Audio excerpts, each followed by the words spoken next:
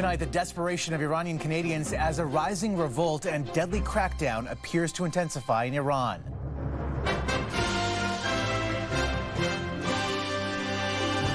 You cannot imagine what's going on. What the country wants the world to see and what it doesn't. And Donald Trump's new threat to those doing business with the regime. What change a family is fighting for in court after a woman's medically assisted death was denied at a BC hospital. We miss our daughter every minute of every day. And remembering a lifelong Leafs fan. Every time somebody came in, he made their day. He'd give me a fist bump, talk Leafs, literally every time. From his favorite player to customers. And you can see the goodness within him. How the so-called grocery cart guy rolled into the hearts of everyone he encountered.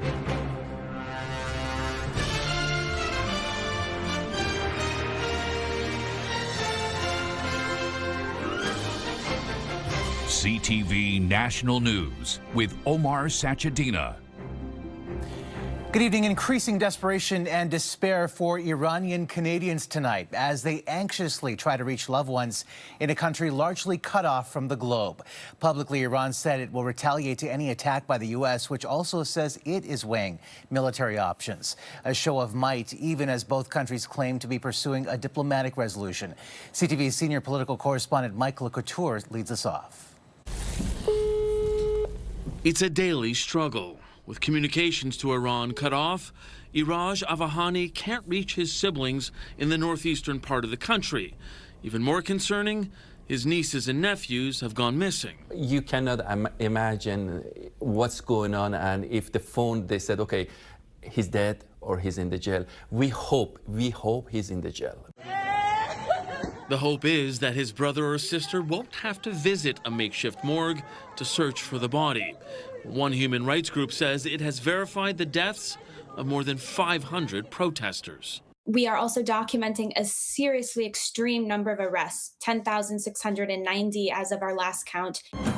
Monday, state TV aired footage showing massive crowds at pro-government rallies right across the country. Iranian authorities are accusing both Israel and the U.S. of having a direct role in the political unrest. Iran's foreign minister says his country is ready for talks with the U.S., but is also fully prepared for war. Trump's spokesperson says he's ready to talk while keeping military options on the table. What you're hearing publicly from the Iranian regime is quite differently from the messages the administration is receiving privately, and I think the president has an interest in exploring those messages. Meanwhile, back in Ottawa, members of the Iranian Canadian community can do little but send support. And all they asking for freedom to choose to how to live, how to wear, what to eat, and what they do in their life. Prime Minister Mark Carney has condemned the killing of protesters and urged Iran to allow for freedom of expression and peaceful assembly without fear of reprisal.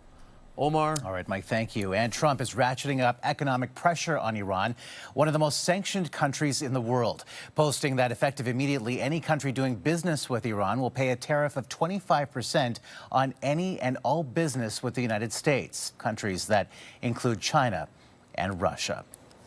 Multiple reports tonight the Trump administration is ordering 1,000 additional ICE officers to Minnesota to join the 2,000 already deployed.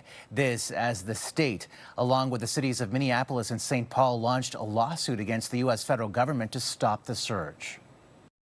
We don't back down in Minnesota. We stand up against bullies, and right now, what we are asking for is an intervention from the court to push back on this unconstitutional conduct. Immigration officers fired pepper balls at protesters outside a federal building in Minneapolis in another day of demonstrations against the immigration crackdown. Tensions erupted last week when an agent shot and killed a 37-year-old mother of 3. Turning now to the showdown between the Trump administration and chair of the U.S. Federal Reserve. The Department of Justice has launched a criminal investigation into Jerome Powell over testimony he gave last summer about renovations to the central bank's Washington headquarters that were over budget, though not taxpayer money. Powell says the move is politically motivated. The threat of criminal charges is a consequence of the Federal Reserve setting interest rates based on our best assessment of what will serve the public. rather than following the preferences of the president. The Fed is meant to be an independent agency, which has been repeatedly attacked by the president for not cutting interest rates sharply enough. Powell says he will continue to carry out his duties without fear, with a focus on price stability and maximum employment. The White House says Trump did not direct the DOJ to investigate Powell, and 3 former Fed chairs have all condemned the move. And in a statement, Bank of Canada Governor Tiff Macklem offered Powell his support, saying he is doing a very good job under difficult circumstances, guiding the Fed to take monetary policy decisions based on evidence, not politics. Joining us now is CTV's chief financial correspondent, Amanda Lang. Amanda, the fact that the governor of Canada's central bank is now weighing in, tell us how unprecedented this really is.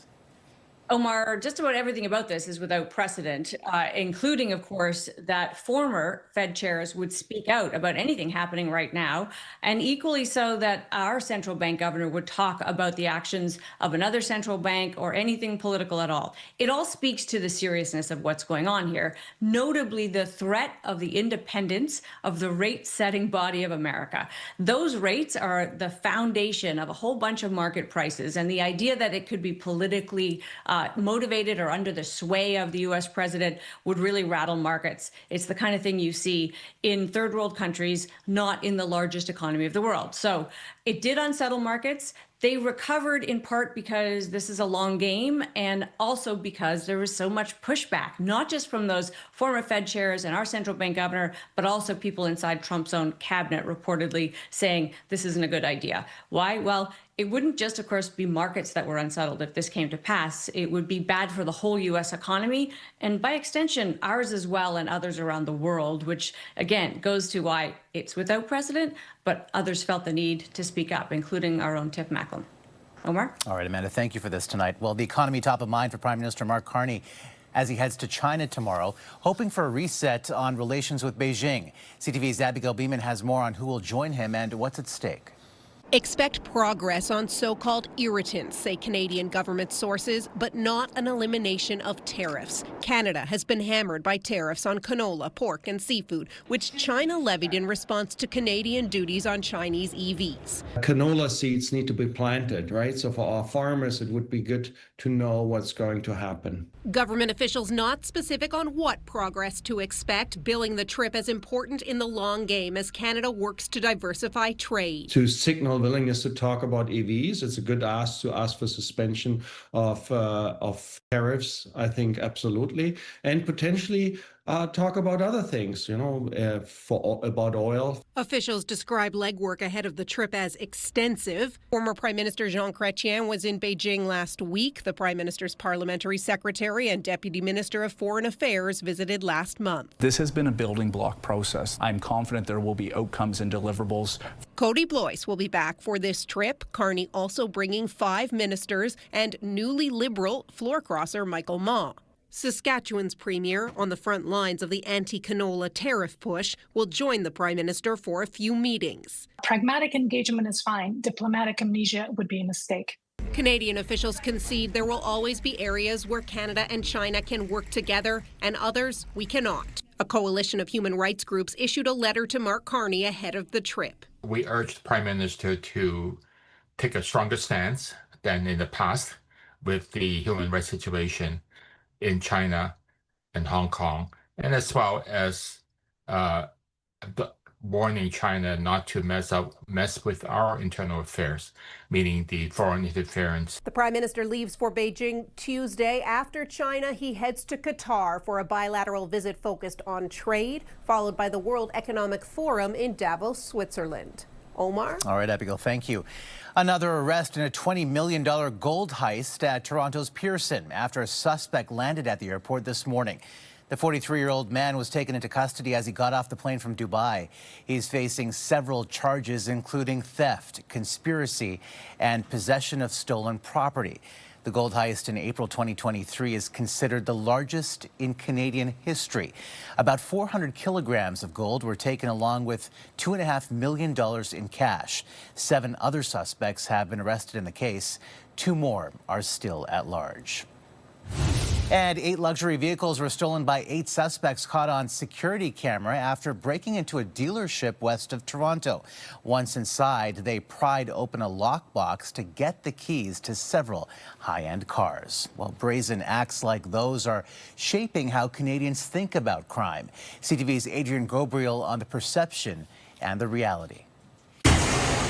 From brazen smash-and-grab jewelry store robberies across the Greater Toronto Area to jarring shootings linked to South Asian organized crime in Surrey, BC, video of violent acts across the country are in part stoking fears and shaking the confidence of Canadians. These new numbers from Angus Reid are providing a fresh snapshot of public perceptions, with a growing number of people suggesting that crime has been increasing in their communities. Exceedingly alarming videos of people breaking into jewelry stores with sledgehammers, and that fuels the fear in people. But the reality is, it's not as bad as they think. Multiple major crime categories are down in some of Canada's largest cities. In Ottawa, both homicides and shootings are down year over year. 2025 marked the fewest murders in Calgary in the last decade. Assaults and robberies decreased last year in Vancouver when compared to 2024. And Toronto just recorded its lowest homicide rate since 1986. Public perception really comes from a lot of times the media, also social media. Most people are not checking out Stats Canada to find out what's actually happening. And what the latest data shows is that people feel they're at a higher risk of being on the receiving end of a violent crime. Those public feelings may have been formed over time, regardless of what year-end data actually shows. In 2022, auto thefts were at record highs. Home invasions linked to stolen cars led to one Toronto cop suggesting that residents leave their keys at their front door to avoid confrontations with intruders, further fanning the flames of fear. That really is very concerning. We can't do anything for you, so you might as well not get hurt. And that, really, I think, erodes trust in a feeling of safety. Another concern raised publicly, repeat violent offenders. Last year, the federal government introduced legislation to tighten bail reforms. That bill is still making its way through Parliament. Adrian Ghobrial, CTV News, Toronto. A charter challenge in Vancouver could have major ramifications right across this country. It is being led by the family of a woman with terminal cancer who was forced to leave a hospital in order to receive MAID. CTV's BC Bureau Chief Andrew Johnson explains why. Sam O'Neill knew the end was coming soon. There was no stopping the cancer that had spread throughout her body. We miss our daughter every minute of every day. The one thing the 34-year-old could control in April 2023 was how her final moments would play out, or so she thought. She was assessed for medical assistance in dying and planned a ceremony surrounded by friends and family. O'Neill was receiving palliative care at Vancouver's St. Paul's Hospital, where she said staff were exceptional. But a faith-based institution, St. Paul's, doesn't allow MAID. St. Paul's is a Catholic-run hospital, but it is also publicly funded. In her final hours, O'Neill had to be transferred to another facility before she was sedated for the drive. In extreme pain, her mom says there was only time for a rushed goodbye. And I told Sam quickly that being her mom was the first most joyful part of my life. I love being her mom. O'Neill's death didn't play out as planned. After being sedated, she never regained consciousness before MAID was administered. O'Neill's mother is now the lead plaintiff in a constitutional challenge in BC Supreme Court. At the heart of the case, the MAID exemption the BC government grants to faith-based institutions. We believe that no one should lose access to end-of-life care based on where they happen to receive treatment. Providence Healthcare oversees St. Paul's Hospital and says in a statement it has a long-standing moral tradition of compassionate care that neither prolongs dying nor hastens death, rooted in the belief that all life is sacred. In the aftermath of O'Neill's death, the province created a separate building on the St. Paul's Hospital site for patients undergoing MAID. The plaintiffs in the charter challenge say that's not good enough. A decision is expected by late summer or fall. Andrew Johnson, CTV News, Vancouver. Coming up, another mother's desperate search for answers. How did he pass? Where did he pass? And why? And how did her son go in for cancer treatment, only to die in an altercation with hospital security?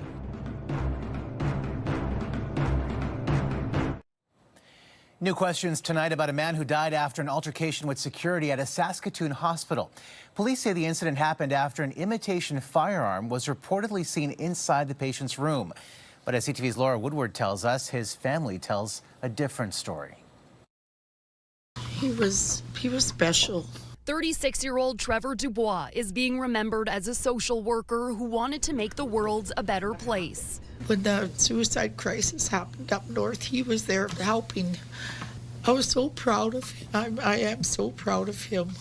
Dubois' older brother had lunch with him on Thursday, not knowing that would be their final moment together. Make sure you don't lose your appetite. Don't get weak. And he goes, yeah, just watch. And sure enough, you beat me. Like, we had the same thing for lunch. We had clubhouses and finished his first. He's like, gotcha, bro.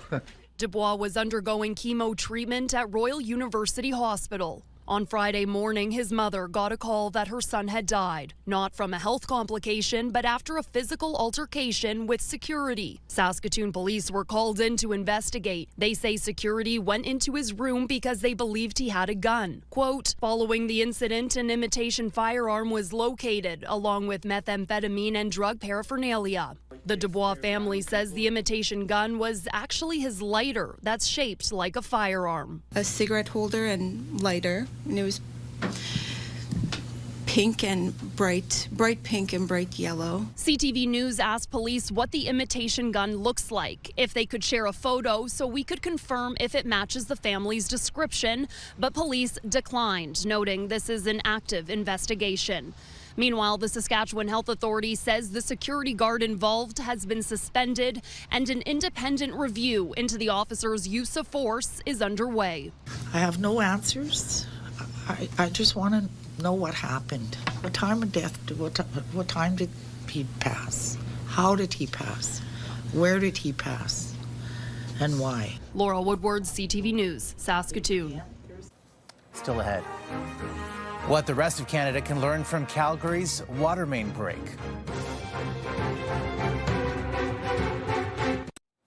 Members of the military arrived today at a northern Manitoba First Nation to help with a water crisis. The water plant we have is still out of commission, and we have the Army coming to help us. They have their engineers and also the logistics people that are coming to help us out. A 7-person team from the Canadian Armed Forces arrived this morning to help with critical infrastructure and recovery operations. A power outage lasting days left homes and other buildings with frozen water systems, sewer backups, electrical issues, and burst pipes. It happened on Pimachika Cree Nation, about 500 kilometers north of Winnipeg. Calgary crews are close to restoring a critical water main nearly 2 weeks after a catastrophic break, the second in less than 2 years. CTV's Kathy Lee on the future risk and the warning to the rest of Canada. In a city waiting for water to flow again after a crippling break on a pipe, even a dog's bath has become a measured act of conservation. We've been booking in less dogs during the day, which again, affects income for the business. It's not the first time a ruptured water main has impacted canine cuts. So did the break on the same line in 2024. It was really disappointing that it happened again. The damaged section of the Bears Paw feeder main now fixed and being refilled. The water will be tested, and if safe, crews will turn on the pumps for water to flow, a delicate and risky process. As we refill this pipe and bring it back up to pressure, there's still a real chance that we could see another break. If this happens, the city says it's prepared. In the meantime, stage 4 water restrictions remain in place after a rise in its use yesterday. The final stages of yet another critical water main repair on the 50-year-old pipe comes after a review panel indicated inspections on it were repeatedly delayed. An expert says the country can learn from Calgary's ordeal. This is going to be an opportunity for putting in more robust operations and maintenance plans across Canada. Because those plans could potentially avoid this kind of problem that has many businesses worried about it happening again. Even if the pipe is stable, there will be more disruptions this year. The city says crews will return in the spring and the fall to do planned work to reinforce other sections of the pipe that are at most risk for a future break, which means stage 4 restrictions and indoor water conservation will be put back in place. Kathy Lee, CTV News, Calgary. An investigation has surfaced after a bizarre sight involving a group of 8-year-old hockey players brawling on the ice without any parents stepping in. A wild scene here in Pennsylvania at a Mites on Ice event during the intermission of an AHL game. Players throwing punches, swinging sticks, and even hurling themselves on top of each other. The Atlantic Amateur Hockey Association condemning the chaos, promising disciplinary action against players and team officials involved with what it calls a staged fight. Still ahead, how an NHLer, customers, and former co-workers teamed up to remember a Leafs superfan.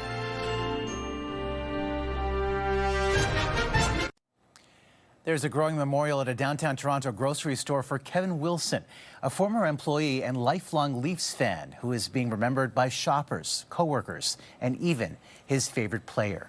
Here's CTV's Sean Leathong. Honoring a person who connected a community. Leafs center Bobby McMahon wearing a safety vest as he arrived at Scotiabank Arena Saturday night. The vest belonged to a lifelong Leafs fan who died tragically just days earlier. Kevin Wilson. He's a cart guy at Loblaws that I would go to all the time. 48-year-old Wilson was in charge of shopping carts inside the Loblaws at Lakeshore and Bathurst downtown. But he specialized in kindness and connection with nearly everyone who walked through the door. Just a really good spirit, really good person. Affected a lot of people positively, I think, when they walked into that place. Inside his place of work, customers are placing flowers, notes, and Maple Leafs memorabilia, as many describe Wilson the same way. Every time somebody came in, he made their day. He spoke to probably every customer that came up the escalator, including children in strollers. He was always smiling from year to year. He had charisma.